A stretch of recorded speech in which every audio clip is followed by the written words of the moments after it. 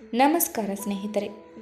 ತುಳಸಿ ಗಿಡದ ಬಳಿ ಹೇಗೆ ಕೆಲವೊಂದು ವಸ್ತುಗಳನ್ನು ಇಡಬಾರದು ಎಂದು ಹೇಳಲಾಗಿದೆಯೋ ಹಾಗೆ ಕೆಲವೊಂದು ವಸ್ತುಗಳನ್ನು ಇಡಬೇಕೆಂದು ಹೇಳಲಾಗಿದೆ. ತುಳಸಿ ಗಿಡದ ಬಳಿ ಯಾವ ವಸ್ತುಗಳು ಇಟ್ಟರೆ ಶುಭ ಗೊತ್ತೇ?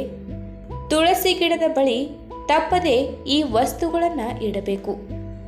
ತುಳಸಿ ಗಿಡವು ಮುಖ್ಯವಾಗಿ ಹಿಂದೂ ಧರ್ಮದ ಪ್ರತಿಯೊಂದು ಮನೆಗಳಲ್ಲೂ ನೋಡಬಹುದಾಗಿದೆ. ತುಳಸಿಯನ್ನು ಮುಂಜಾನೆ ಮತ್ತು ಸಂಜೆ ಎರಡೂ ಸಮಯದಲ್ಲಿ ಪೂಜಿಸಲಾಗುತ್ತದೆ. ಹಿಂದೂ ಧರ್ಮದಲ್ಲಿನ ನಂಬಿಕೆಯ ಪ್ರಕಾರ ಯಾವ ವ್ಯಕ್ತಿಯ ಮನೆಯಲ್ಲಿ ಸದಾಕಾಲ ಸಂಪತ್ತಿನ ಒಡತಿಯಾದ ಲಕ್ಷ್ಮೀ ದೇವಿಯು ನೆಲೆಸಿರುತ್ತಾಳೆ, ಅಂತಹ ಪರಿಸ್ಥಿತಿಯಲ್ಲಿ ತುಳಸಿಗೆ ಸಂಬಂಧಿಸಿದ ಈ ನಿಯಮಗಳನ್ನು ನೀವು ಗಮನದಲ್ಲಿಟ್ಟುಕೊಂಡರೆ ಅದು ನಿಮ್ಮ ಜೀವನದ ಅನೇಕ ಸಮಸ್ಯೆಗಳನ್ನು ದೂರ ಮಾಡುತ್ತದೆ. ಹಾಗಾದರೆ ಆ ನಿಯಮಗಳು ಯಾವುವು ಎಂಬುದನ್ನು ಇವತ್ತಿನ ವಿಡಿಯೋ ಮುಖಾಂತರ ತಿಳಿದುಕೊಳ್ಳೋಣ.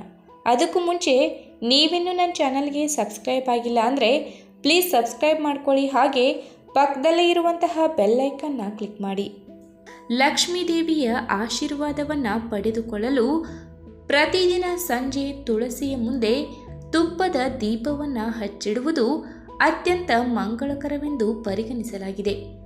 ನೀವು ಇತರೆ ಬೆಳ್ಳಿಯ, ಮಣ್ಣಿನ ಅಥವಾ ಇನ್ನಾವುದೇ ಲೋಹದ ದೀಪಗಳನ್ನು ಬೆಳಗಿಸುವ ಬದಲು ಹಿಟ್ಟಿನ ದೀಪವನ್ನು ನೀವು ತುಳಸಿಯ ಮುಂದೆ ಹಚ್ಚಿಡಬೇಕು. ಈ ದೀಪವನ್ನು ನೀವು ಎಣ್ಣೆಯನ್ನು ಹಾಕಿ ಬೆಳಗಿಸುವ ಬದಲು ತುಪ್ಪವನ್ನು ಹಾಕಿ ಬೆಳಗಿಸಬೇಕು. ತುಳಸಿಗೆ ದೀಪವನ್ನು ಬೆಳಗುವುದರೊಂದಿಗೆ ಸುಮಂಗಲಿಯರು ಬಳಸುವ ವಸ್ತುಗಳನ್ನು ಕೂಡ ಅರ್ಪಿಸಬಹುದು. ಇನ್ನು ಶಾಸ್ತ್ರದಲ್ಲಿನ ದೃಷ್ಟಿಕೋನಗಳ ಪ್ರಕಾರ ತುಳಸಿ ಗಿಡದ ಬಳಿ ಮನಿ ಪ್ಲಾಂಟ್ ಗಿಡವನ್ನು ಇಡುವುದು ಅತ್ಯಂತ ಮಂಗಳಕರವೆಂದು ಪರಿಗಣಿಸಲಾಗಿದೆ. ಹೀಗೆ ಮಾಡುವುದರಿಂದ ತುಳಸಿಯು ನಿಮಗೆ ಸಾಕಷ್ಟು ಪ್ರಯೋಜನಗಳನ್ನು ನೀಡುತ್ತಾಳೆ.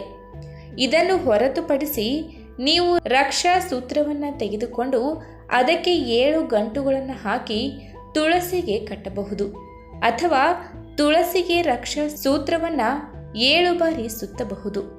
ಈ ರೀತಿ ಮಾಡುವುದರಿಂದ ತುಳಸಿಯು ನಿಮ್ಮೆಲ್ಲ ಆಸೆಗಳನ್ನು ಶೀಘ್ರದಲ್ಲೇ ಈಡೇರಿಸುತ್ತಾಳೆ.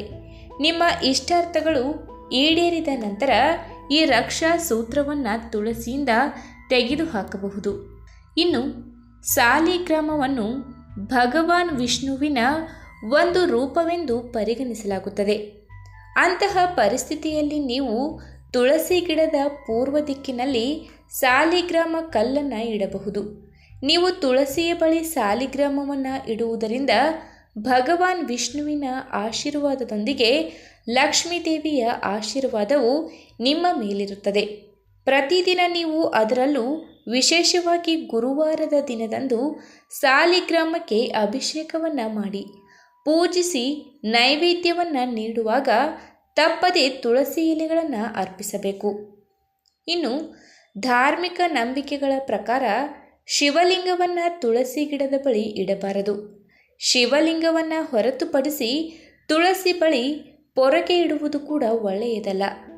ತುಳಸಿಯ ಬಳಿ ಮುಳ್ಳಿನ ಗಿಡಗಳನ್ನು ಇಡಬೇಡಿ. ತುಳಸಿಯ ಬಳಿ ಮುಳ್ಳಿನ ಗಿಡಗಳನ್ನು ಇಡುವುದರಿಂದ ಅದು ನಿಮ್ಮ ಮನೆಯಲ್ಲಿ ನಕಾರಾತ್ಮಕತೆಯನ್ನು ಹೆಚ್ಚಿಸುತ್ತದೆ. ಅದೇ ಸಮಯದಲ್ಲಿ ತುಳಸಿ ಬಳಿ ಡಸ್ಟ್ಬಿನ್, ಬೂಟುಗಳು ಮತ್ತು ಚಪ್ಪಲಿಗಳನ್ನು ಇಡಬಾರದು. ಒಂದು ವೇಳೆ ಇವುಗಳನ್ನು ತುಳಸಿಯ ಬಳಿ ನೀವು ಇಟ್ಟರೆ ನಕಾರಾತ್ಮಕ ಫಲಿತಾಂಶಗಳನ್ನು ಪಡೆದುಕೊಳ್ಳಬೇಕಾಗುತ್ತದೆ. ಹಾಗಾಗಿ ತುಳಸಿ ಗಿಡದ ಬಳಿ ನೀವು ತಪ್ಪಿಯೂ ಕೆಲವೊಂದು ವಸ್ತುಗಳನ್ನು ಇಡಬಾರದು ಎಂದು ಹೇಗೆ ಹೇಳಲಾಗಿದೆಯೋ ಹಾಗೆ ಕೆಲವೊಂದು ವಸ್ತುಗಳನ್ನು ಇಡಬೇಕೆಂದು ಕೂಡ ಹೇಳಲಾಗಿದೆ. ಹಾಗಾಗಿ ನೀವು ಕೂಡ ಇಂತಹ ತಪ್ಪುಗಳನ್ನು ಮಾಡದೆ ನಾವು ಹೇಳಿರುವ ಕೆಲವೊಂದು ಮಾಹಿತಿಗಳನ್ನು ಅನುಸರಿಸಿದರೆ ತುಳಸಿಯ ಆಶೀರ್ವಾದವು ಸದಾಕಾಲ ನಿಮ್ಮ ಮೇಲಿರುತ್ತದೆ. ಇದೇ ತರಹದ ಮತ್ತಷ್ಟು ಮಾಹಿತಿಗಳಿಗಾಗಿ ನಮ್ಮ ಚಾನೆಲ್ನ ಸಬ್ಸ್ಕ್ರೈಬ್ ಮಾಡ್ಕೊಳ್ಳಿ.